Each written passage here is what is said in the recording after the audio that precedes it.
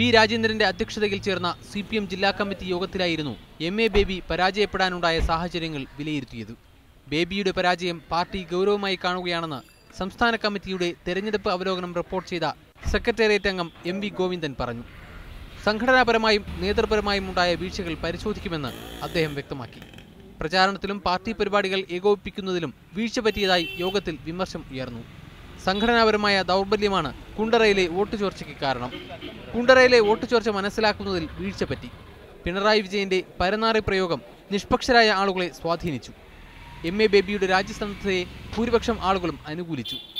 കൊല്ലം മണ്ഡലത്തിലെ അസംബ്ലി നിയോജക മണ്ഡലങ്ങൾ വിശദമായ റിപ്പോർട്ട് ജില്ലാ കമ്മിറ്റിക്ക് നൽകണം. ഈ റിപ്പോർട്ടുകൾ പരിശോധിച്ച ശേഷം അന്വേഷണ കമ്മീഷന്റെ കാര്യത്തിൽ തീരുമാനമെടുത്താൽ മതിയെന്നും യോഗത്തിൽ ധാരണയായി. MA baby, PK Gurudasan, KN Balagopal തുടങ്ങിയവരും യോഗത്തിലുണ്ടായിരുന്നു. PL കിരൺ, മീഡിയ 1, കൊല്ലം.